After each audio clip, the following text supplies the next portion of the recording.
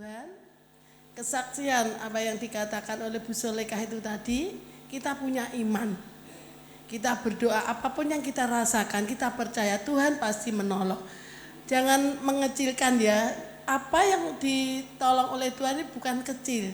Jadi kesaksian sekecil apapun yang dikatakan Bu Solekah tadi, itu merupakan berkat Tuhan yang luar biasa. Bagi kita sebagai anak-anak Tuhan, apapun yang kita hadapi, kita punya pengharapan. Gak usah melayu ke sana kemari. Kita cukup, kita datang di bawah kaki Tuhan, berdoa, Tuhan pasti menolong. Makasih Bapak Ibu yang kasih dalam Tuhan. Marilah kita belajar renungan firman Tuhan pada sore hari ini.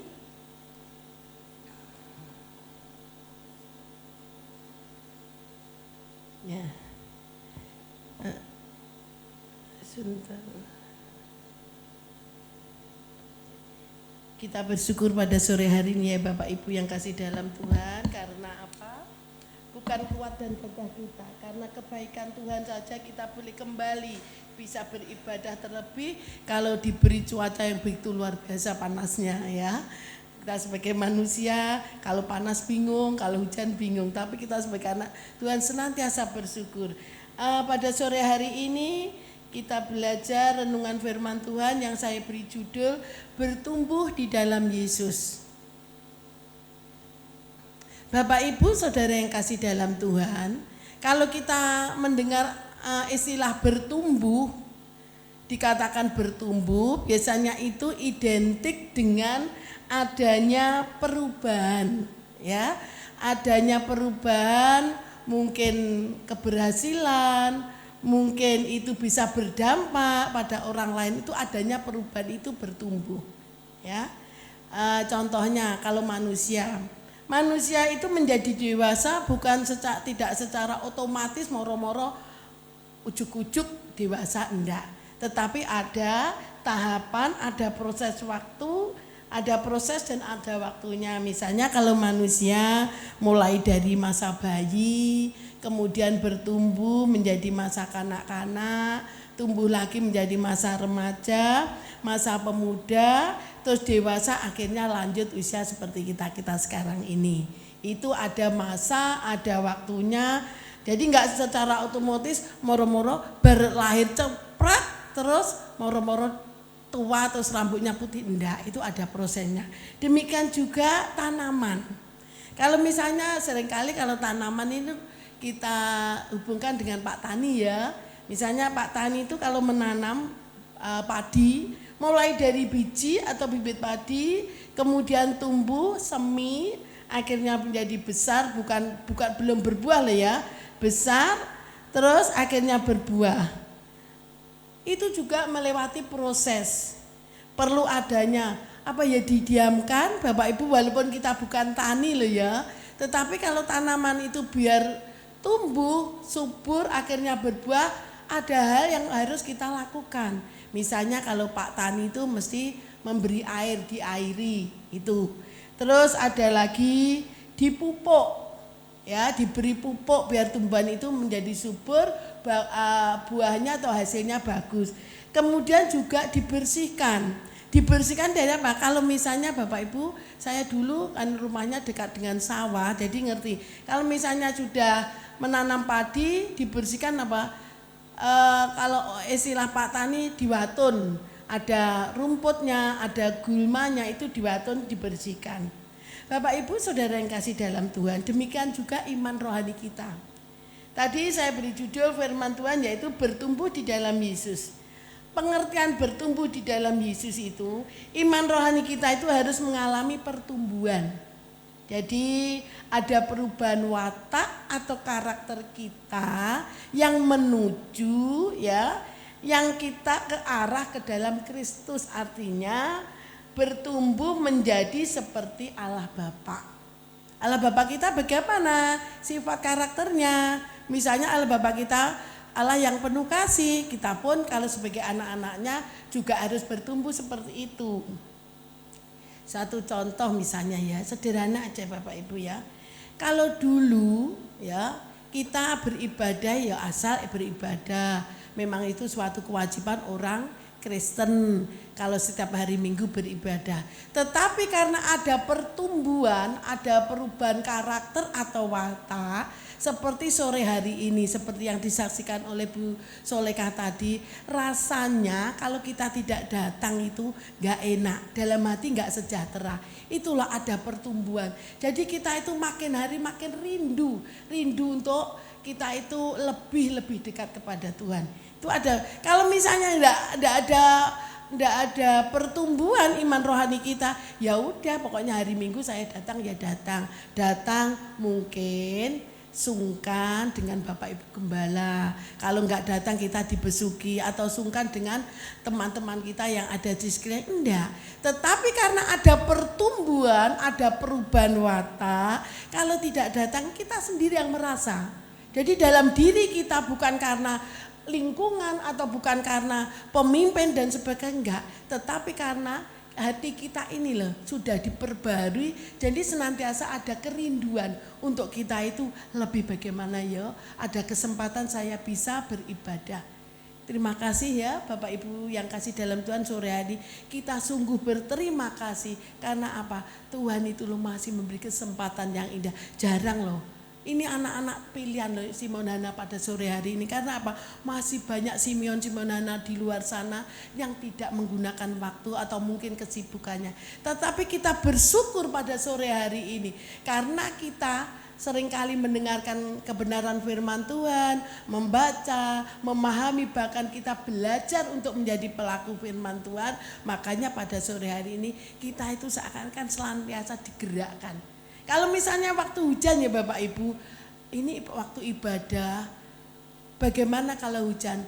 Karena iman rohani kita bertumbuh, hujan terus diterjang, kita terus beribadah.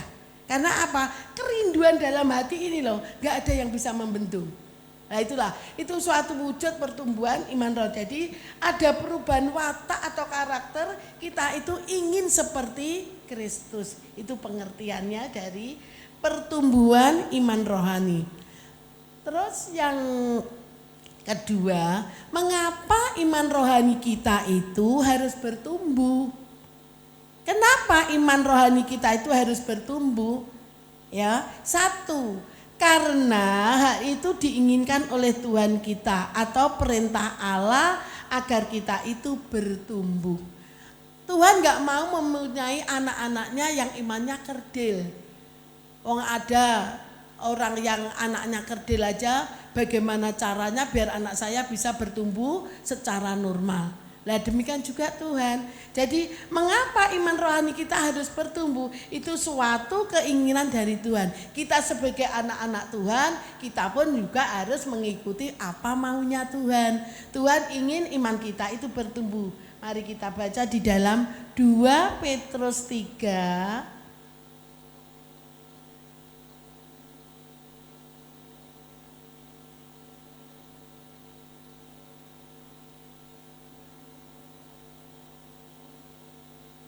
2 Petrus 3 ayat 18.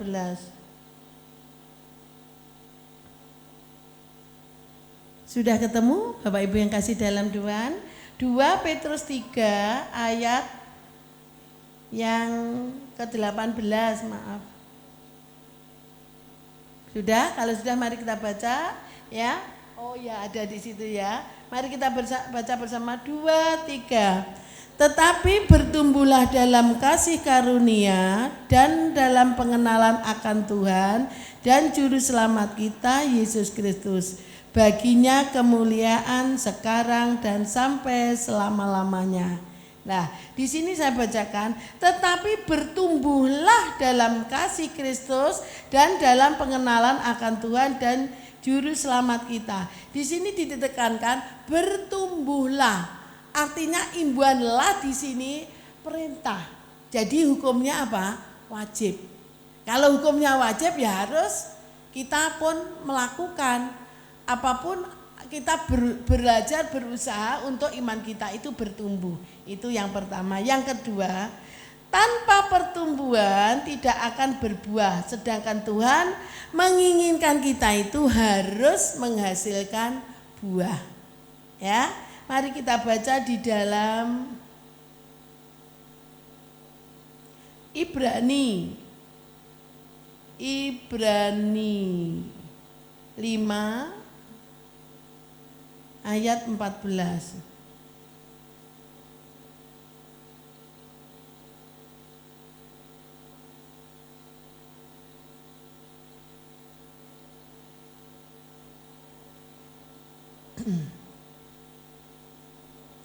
Ya, Ibrani 5 ayat 14 saya bacakan.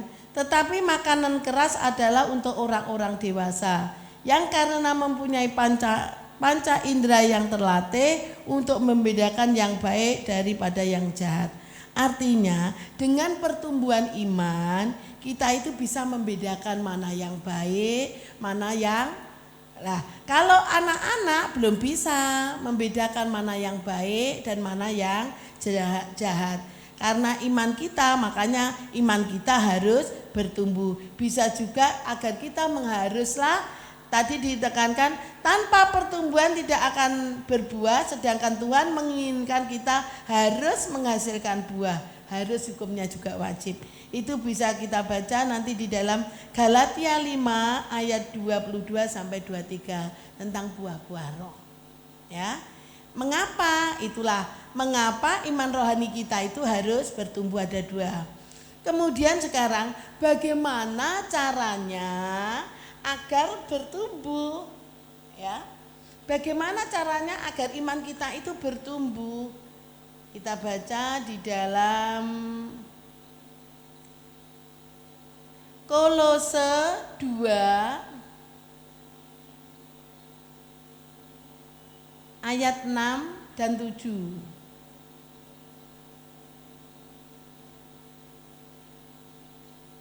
Caranya agar kita itu bertumbuh ya.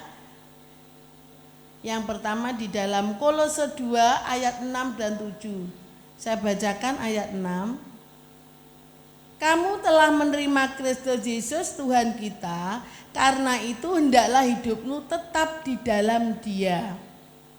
Itu ayat 6.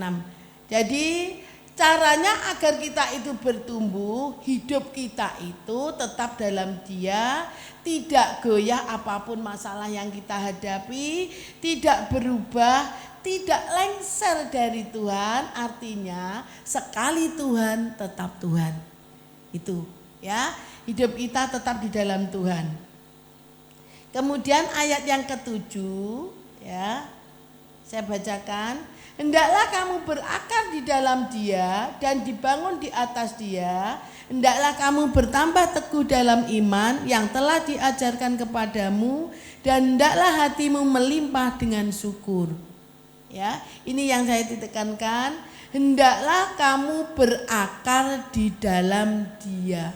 Bapak Ibu yang kasih dalam Tuhan, tumbuhan itu kalau sudah berakar berarti tumbuhan itu sudah hidup atau masih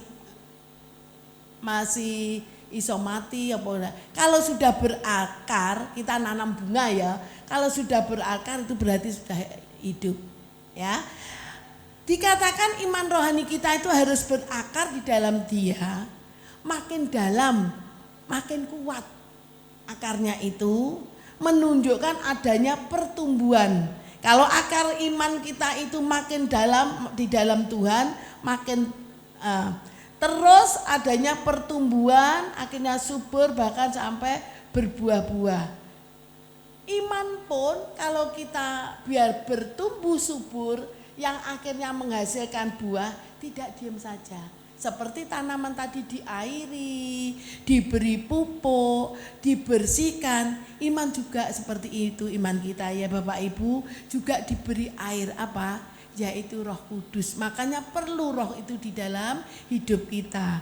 Agar kita senantiasa dipimpin, hidup kita dipimpin oleh Roh Kudus. Kemudian juga dipupuk seperti tanaman itu. Iman kita itu senantiasa dipupuk oleh apa?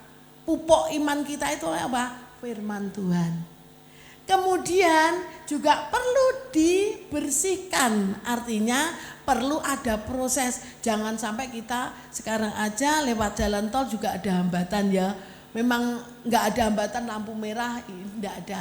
Tetapi sering kita dengar di jalan tol pun banyak terjadi kecelakaan. Nah, iman rohani kita agar bertumbuh juga selain diberi air, yaitu kita perlu Roh Kudus, kemudian dipupuk melalui firman Tuhan, dan juga dibersihkan, yaitu lewat kita diproses. Di dalam menghadapi persoalan, permasalahan, itulah suatu proses agar iman kita itu makin hari makin kuat di dalam Dia. Kalau iman kita makin hari makin kuat, apapun persoalan yang kita hadapi, kita tidak akan khawatir, tidak akan takut. Karena apa? Yang kita pandang itu yaitu Tuhan. Tuhan kita, Tuhan yang luar biasa. Ya, itu tadi satu, bagaimana caranya agar bertumbuh iman kita. Satu, dalam Kolose 2 ayat 6 dan 7, yaitu hidup tetap di dalam Dia dan berakar di dalam Dia. Yang kedua, mari kita lihat di dalam Mazmur 119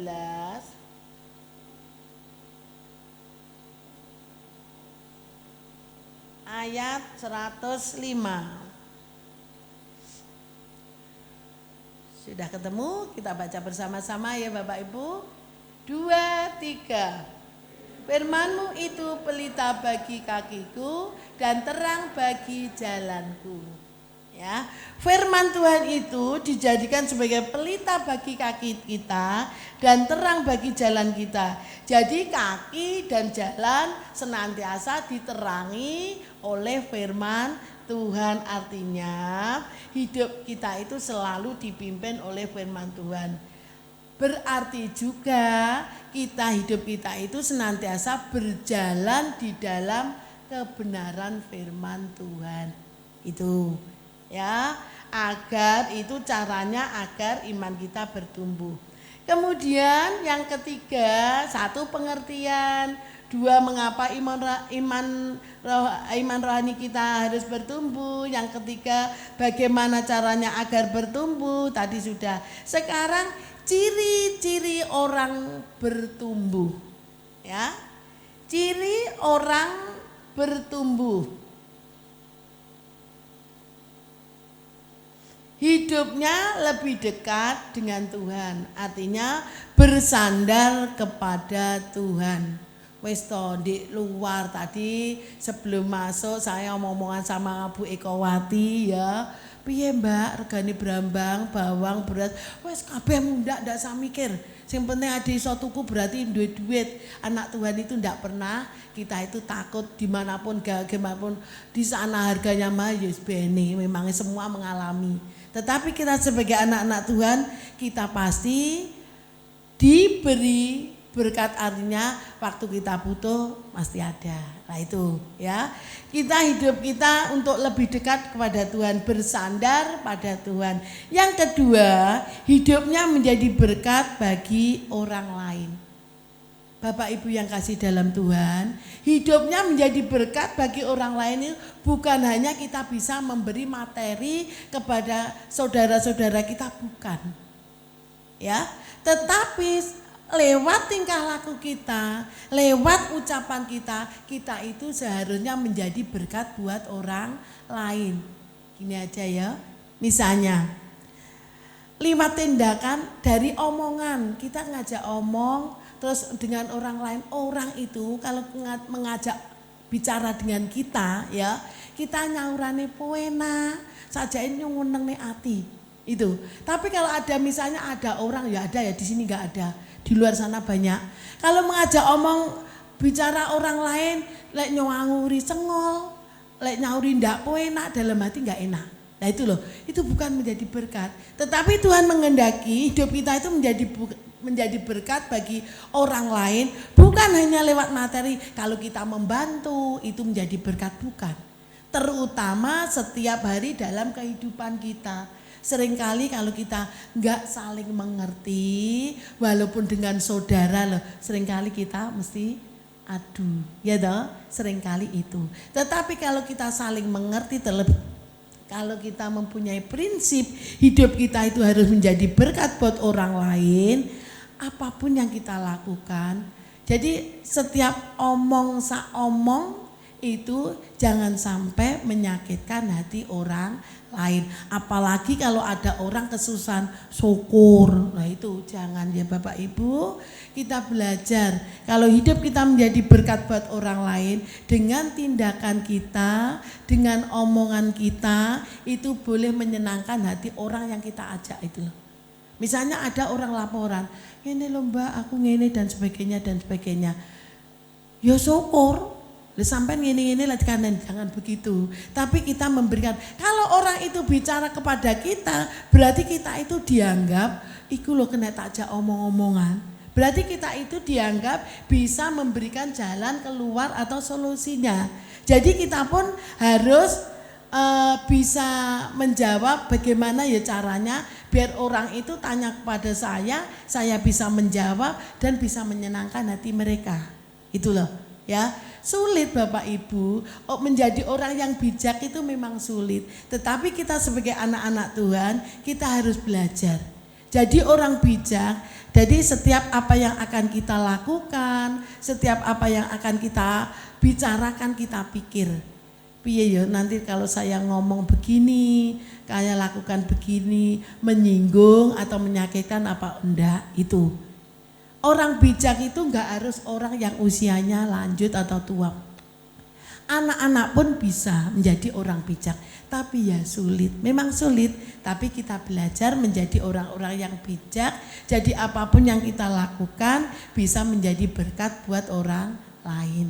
Yang ketiga, kita melakukan firman Tuhan. Artinya kita harus bisa menjadi saksinya Tuhan. Dimanapun kita berada, kita harus bisa menjadi saksinya Tuhan. Mari kita baca, bisa dibaca di dalam Yakub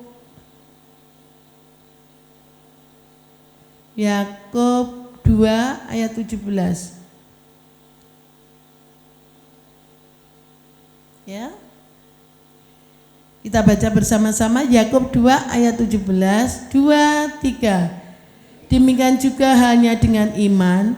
Jika iman itu tidak disertai perbuatan, maka iman itu pada akhirnya adalah mati. Lek wis mati, wis tungtek. Ya, tetapi kita di sini judul firman tadi bertumbuh di dalam Yesus. Jadi iman kita jangan sampai mati. Oleh karena itu, biarlah kita bukan hanya mendengar, iman itu kita sertai dengan perbuatan. Jadi menjadi saksinya Tuhan. Pertolongan sekecil apapun, kalau kita bersaksi pada orang lain, terlebih orang yang tidak mengenal Tuhan, ya, itu bisa merubah mereka, ya. Pertolongan Tuhan itu sangat nyata di dalam kehidupan kita. Bapak Ibu Saudara yang kasih dalam Tuhan, demikian renungan firman Tuhan boleh mengingatkan kita agar kita itu senantiasa memiliki kerinduan untuk iman kita itu senantiasa bertumbuh. Lah, iman itu bisa bertumbuh atau pertumbuhan iman itu merupakan tanggung jawab setiap pribadi. Jadi setiap pribadi masing-masing.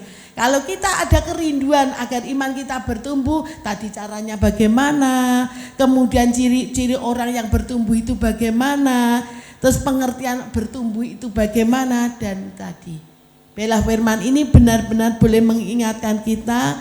Dan kita semua yang hadir pada sore ini memiliki kerinduan iman kita itu makin hari makin bertumbuh, lebih dewasa. Sehingga apa yang menjadi kerinduan Tuhan, kita itu senantiasa menjadi umat-umat yang senantiasa bisa menghasilkan buah. Ya, Bapak Ibu yang kasih dalam Tuhan, demikianlah renungan firman Tuhan pada sore hari ini. Bela ini benar-benar mengingatkan kita dan menguatkan kita. Mari saya jemput bangkit berdiri, kita pujikan, bimbinglah